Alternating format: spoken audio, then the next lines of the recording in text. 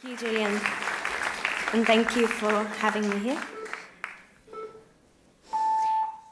In 2007, for the first time in history, the majority of the world's population lived in cities. The United Nations has estimated that urban populations will almost double by 2050.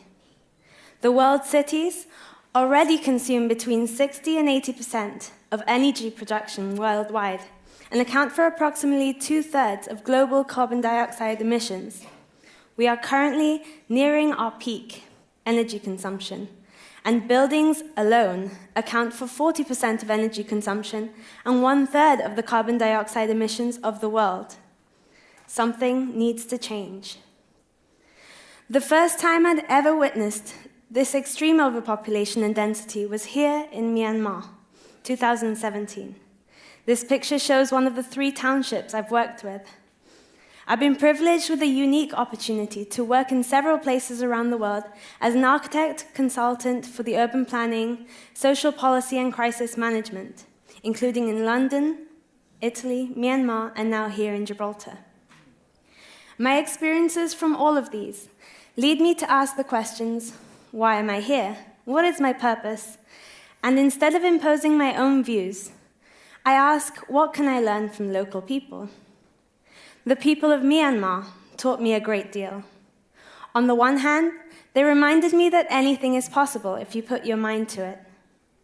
And on the other hand, my greatest learning from their culture is their resourcefulness. Now, these particular individuals lived in extremely vulnerable situations.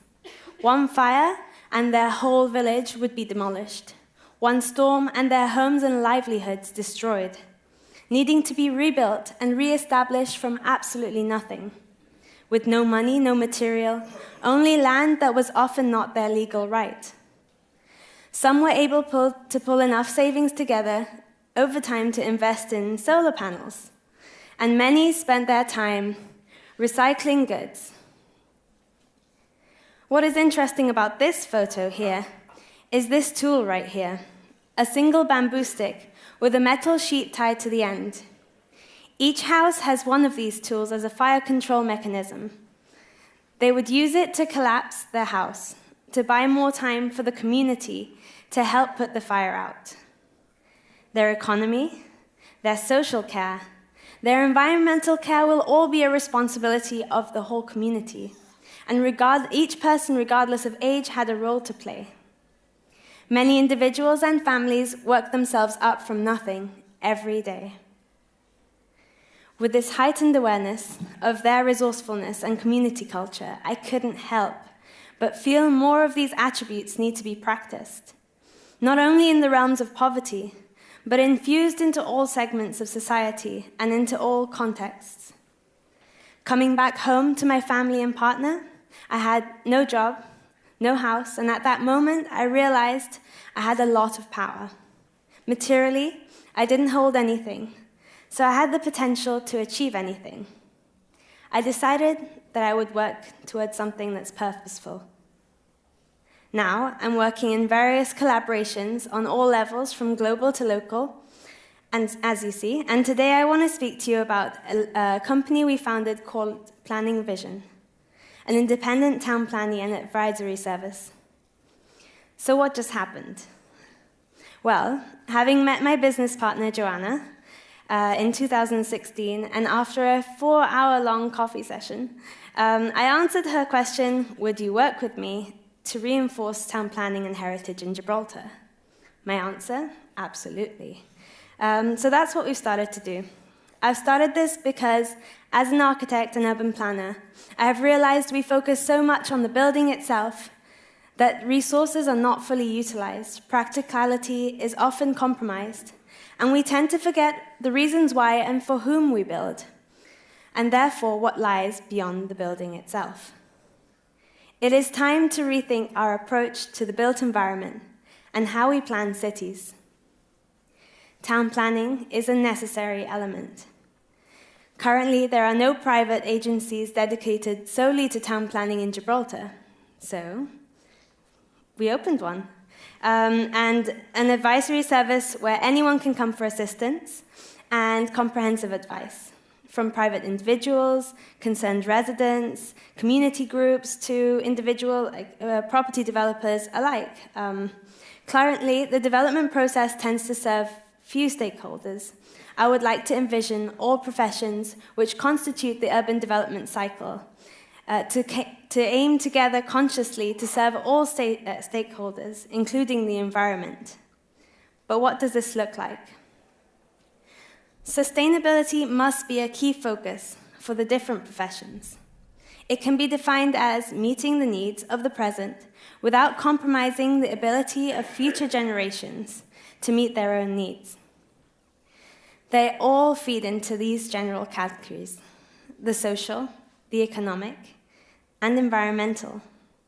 They're all inextricably linked, but how does this work? The social element is connected to the built environment, including daily lifestyle patterns, activities, well-being. All of these aspects demonstrate that people are at the heart of the built environment and the planning and development process. In the end, we're designing and planning and everything for the people, to meet their needs, aspirations, to encourage ownership, stewardship, and positively influence identity and place through all these attributes. But how is our identity reflected on the built fabric of Gibraltar?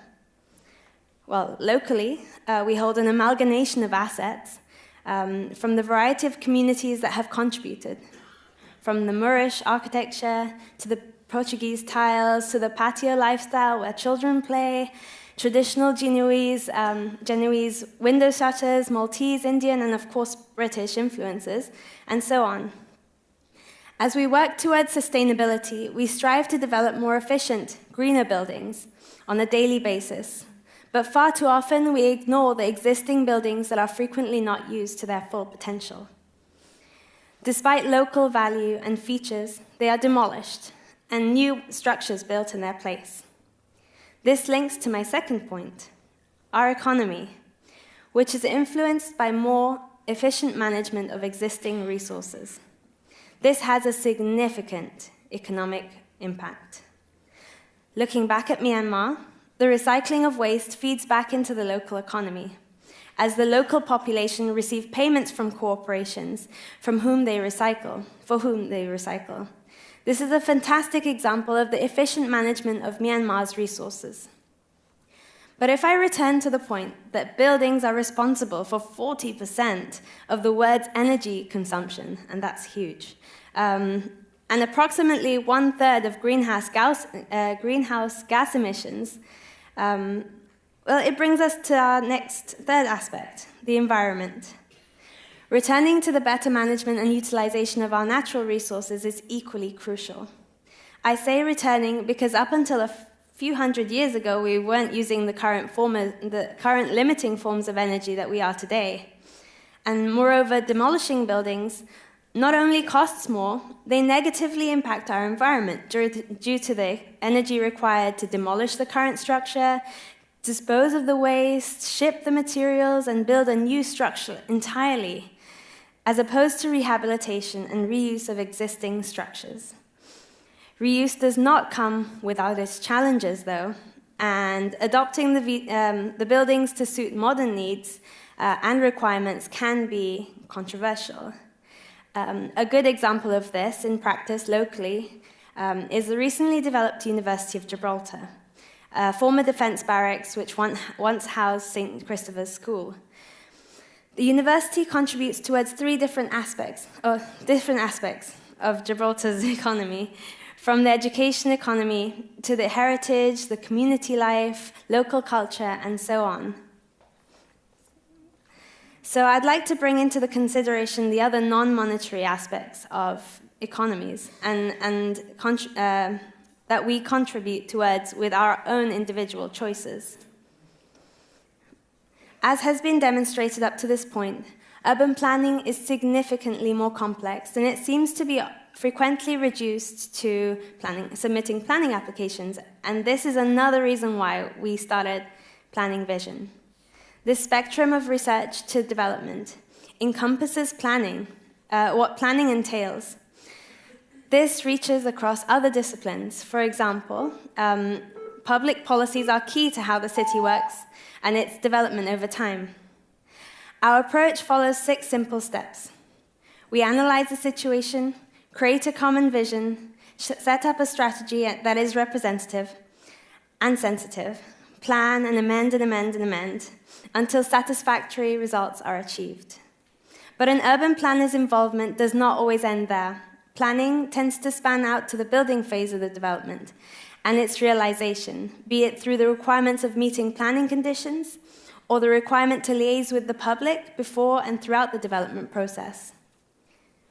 Through this approach to planning and the urban environment, we work collaboratively to manage and realize all stakeholders' expectations to build a better tomorrow for the current and future generations of Gibraltar. Thank you.